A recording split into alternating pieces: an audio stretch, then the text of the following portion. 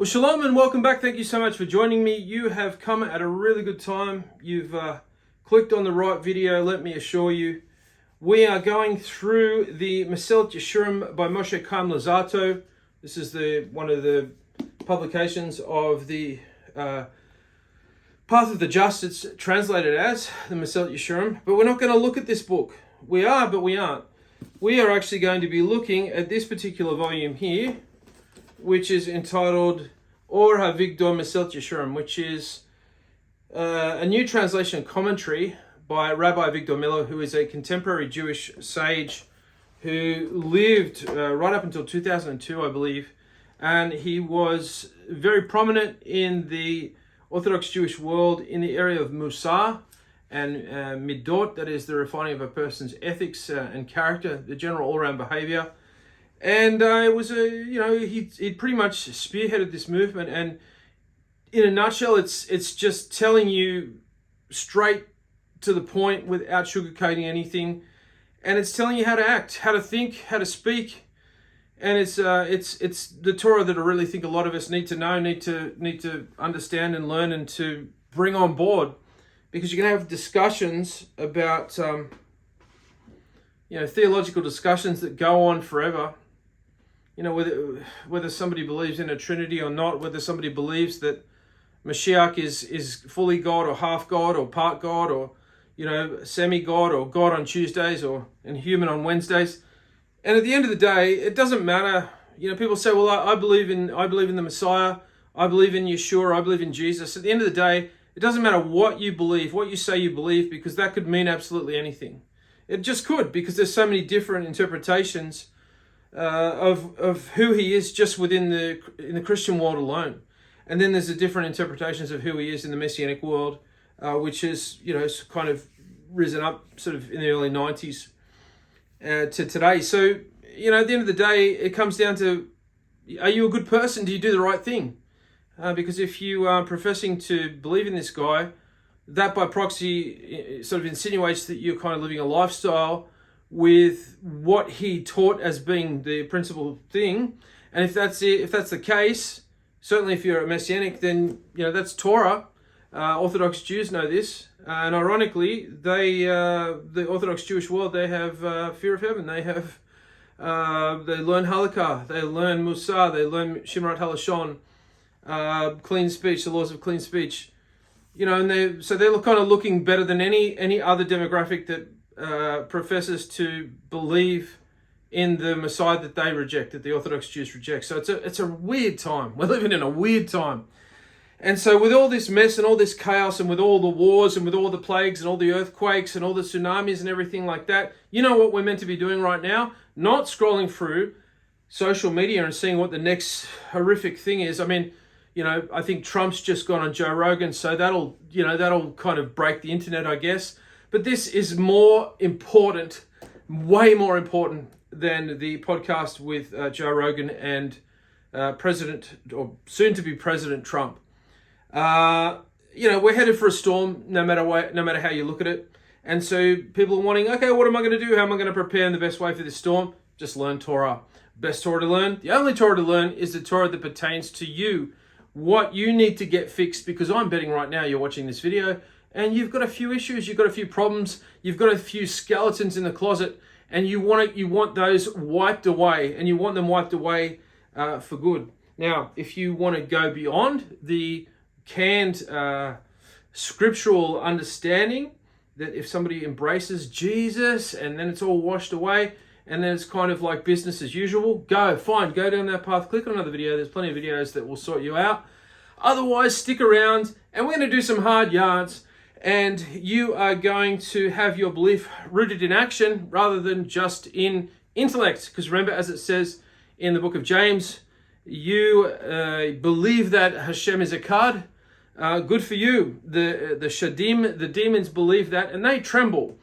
So even the Sitra Hura, the minions of the Sitra Hura, the dark forces, they tremble in the presence of Hashem, or when Hashem comes near, or in the presence of one of his Malakim or his holy ones.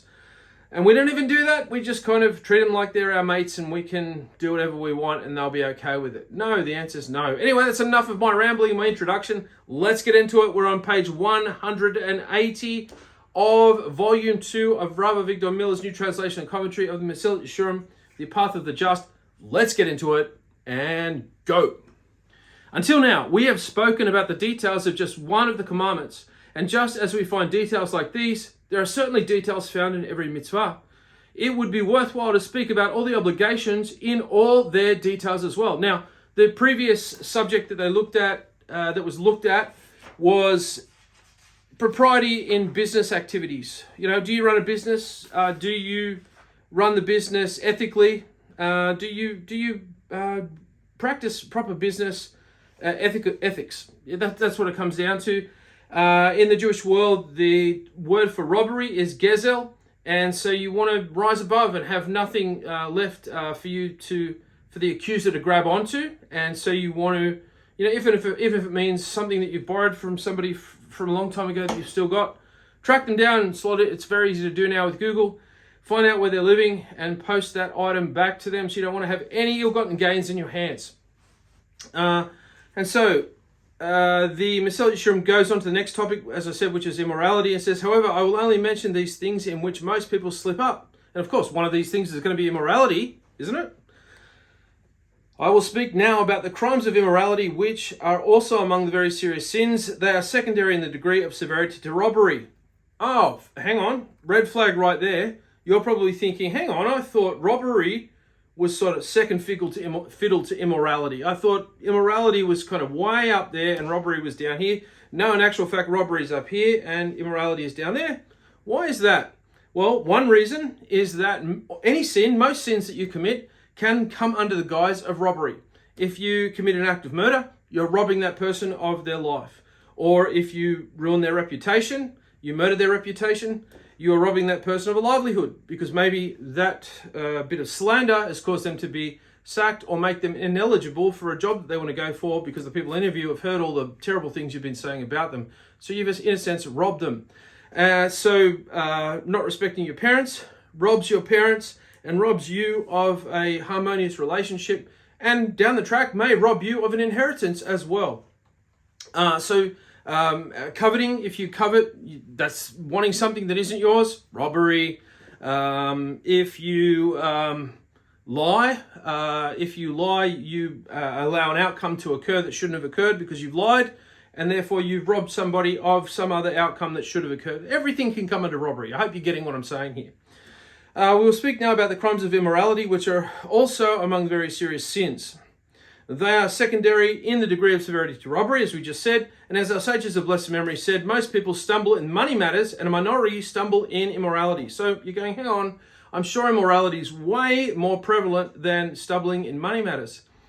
Not once you start to delve into things. However, Rabbi Avigdor Miller, which is why we're here, because we have a contemporary eye on the Torah as we walk through this, he is going to give us commentary and take us by the hand and give us some explanation as we go through each paragraph. Rabbi Avigdor Miller says, when the sages stated that most people transgress in money matters, we have to realize that they are not talking about people of today. They were talking about people of their times who were on a much higher level. And still, most of them transgressed in the area of money. Immorality is always around, and it's a stumbling block even in the very best generations. However, among from Jews, it occurs far less frequently than the sins of Gezel, that is robbery or dishonest handling of finances. And the Mesillat Yesharim goes on to say, someone who wants to be entirely pure of this sin also needs to work and not a little. Rabbi Avigdor Miller interjects, one shouldn't think that this is something which is easily avoided. It requires considerable work. So if you're sitting there on cruise control, knowing that you're doing something wrong in your business or you're doing something wrong in terms of sexual immorality, and you're just hoping that it's going to go away, you're living in fantasy land. You need to do something about it. Not only that, it's going to take a lot of hard work and effort to get out of whatever it is that you've got yourself into. Okay, so the Mesillat Yesharim goes on to say, because included in the sin is not just the act itself, but it's also anything that is close to the act. So we've got to be careful when we're talking about immorality, specifically sexual immorality. Is there any other type? I don't know. we've got to be careful not to flirt around the edges of, sex outside of marriage, committing harlotry, fornication, all these things. They're the kind of the big ticket sins that we kind of want to avoid. But we also want to avoid all the things periphery to these sins. The Mesillat Yesharim goes on to explain. It is an open verse. You should not even come close to uncovering erva. You should not come close to uncovering erva. What's an erva? And by the way, that comes to us from Vayikra, Leviticus 18:6. And erva is a private part or a nakedness. So we shouldn't even come close to exposing anything that should be concealed, or uncovering any type of person to make them naked. So we don't want to uncover anybody literally and expose their nakedness. We also don't want to uncover anybody in terms of slander and expose their nakedness metaphorically through slander as well.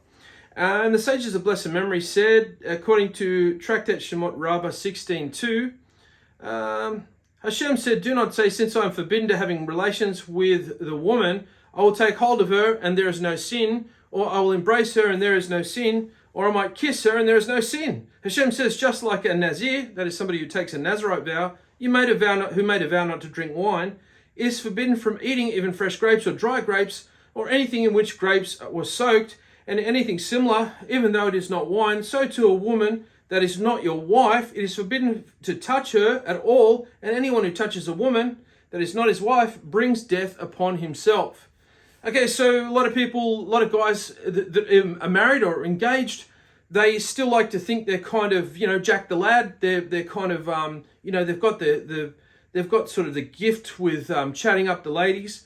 And maybe a couple of years into the marriage, somebody feels that, they're at a restaurant, they're with a few mates, their wife isn't there, and they want to see, I want to see if I've still got it. I want to maybe talk a little flirtatiously. This is absolutely forbidden, and it's only going to go from one level to the next. If it doesn't occur on that particular evening with that waitress, it's going to go to the next level on another occasion. If you don't grab it, deal with it, and put it down immediately. This goes so far as standing opposite somebody at a checkout of the opposite sex and complimenting on their beautiful nails. Just by saying this, you are going to likely get the attention, especially if you're a fairly attractive looking male, married man, you're going to get the attention of the woman at the cash register who is scanning your groceries, and she's going to be flattered by that compliment. Maybe she hasn't received a compliment like that from her husband in some months, maybe even years, and all of a sudden you have caused this woman to start thinking down lines that she never would have thought as you walked up to put your groceries through. And so one thing leads to another, and this is where the Sitra Hura, the dark forces, really operate extremely well by shifting and moving with very small incremental walks or shifts that are almost imperceptible. So by opening a conversation and speaking extracurricular and not politely and economically as you should, you are potentially open doors of destruction. And in this day and age where everybody's on social media and Facebook, you don't even need to exchange numbers. You merely need to say your name. And they might see your last name on your credit card or whatever. And one thing could very soon lead to another, and then to another, and to another. So you have to be very careful. This doesn't mean that you ignore the person and that you act impolitely toward the person, or rude or rushed. Give the person your absolutely best behavior and be polite. But don't go out of your way to compliment this woman on how her hair looks, or her eyeliner, or any type of makeup, because that will get the woman to start thinking, oh wow, this guy's actually taken the time to look at me. And so she'll have a smile on her face, she'll perhaps giggle, and I'm telling you, one thing will lead to the next. So we have to be extremely careful.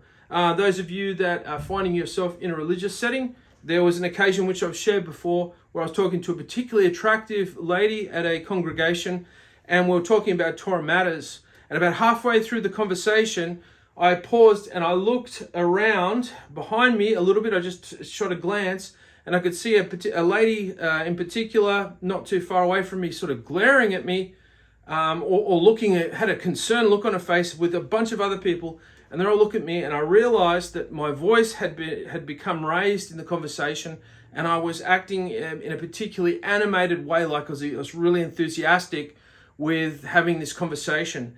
And before I knew it, I realized I'm kind of enjoying this conversation and about Torah matters with this attractive lady. So I kind of quickly sort of simmered down and kind of shoulder rolled out of that as best I could.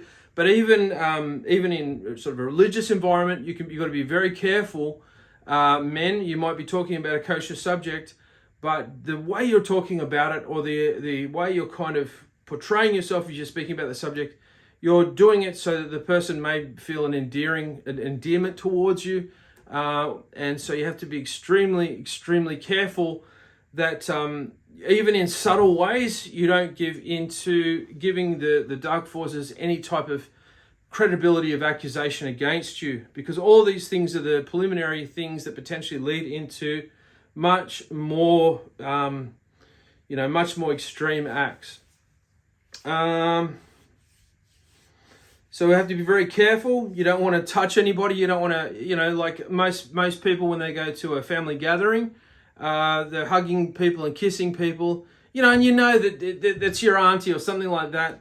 You got to just slowly get out of the habit of it. That's the thing. Like if you want to sort of be observant of Torah, even in the capacity of a Noahide, you do slightly have to withdraw yourself from social interaction with family members. I don't, certainly, Christmas and,